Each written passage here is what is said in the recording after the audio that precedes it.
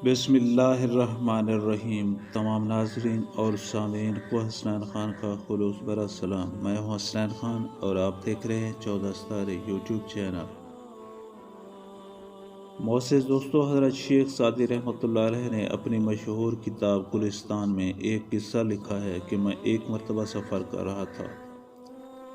सफ़र के दौरान एक ताजिर के घर रात गुजारने के लिए क़याम किया। उस ताजिर ने सारी रात मेरा दिमाग चाटा। वो इस तरह की अपनी तिजारत के किस्से मुझे सुनाता रहा कि फ़लाँ मुल्क में मेरी ये तिजारत है, फ़लाँ जगह मेरी इस चीज़ की दुकान है, फ़लाँ मुल्क से ये चीज़ दरामद करता हूँ, ये चीज़ बरामद करता हूँ।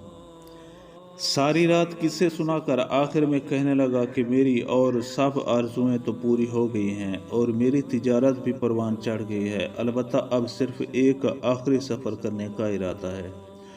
आप दुआ करें कि मेरा वो सफ़र कामयाब हो जाए, तो फिर उसके बाद किनात की ज़िंदगी इख्तियार कर लूँगा और बकिया ज़िंदगी अपनी दुकान पर बैठकर गुजारूँगा।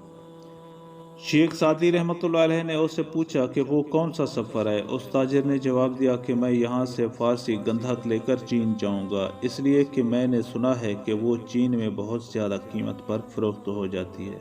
फिर चीन से चीनी बर्तन लेकर रोम में फ़रोख्त करूँगा, वहाँ से रूमी कपड़ा लेकर हिंदुस्तान में फ़रोख्त करूँगा और फिर हिंदुस्तान से फ़ौलाद ख़रीद कर हलब यानी शाम में जाकर फ़रोख्त करूँगा। हलब से शीशा ख़रीद कर यमन में फ़रोख्त करूँगा, फिर वहाँ से यमन चादर लेकर फ़ारस आ जाऊँगा। गर्ज़ ये कि उसने सारी दुनिया के एक सफ़र का मंसूबा बना लिया और शेख सादी रहमतुल्लाह अलैह से कहा कि बस इस एक आखिरी चक्कर का इरादा है, इसके लिए आप दुआ करें।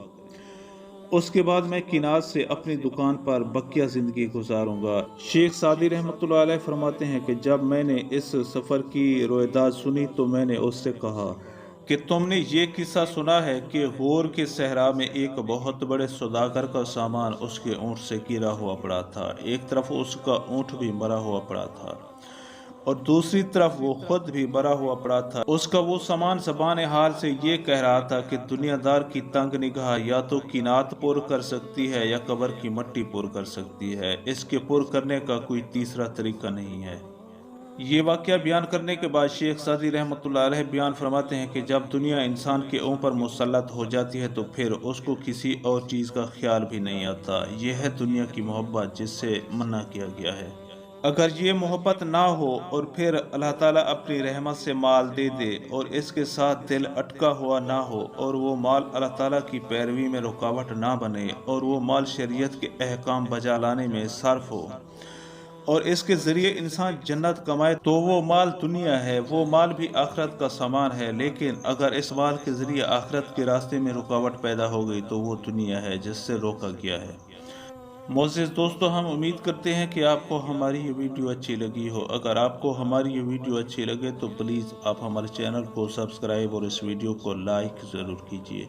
अब हमें अपनी अगली वीडियो तक के लिए इजाज़त दीजिए, इस दुआ के साथ कि अल्लाह पाक आपको अपने हिफ्ज़ व अमान में रखे। अपना बहुत ज़्यादा ख्याल रखिएगा। शुक्रिया। खुदा हाफिज़।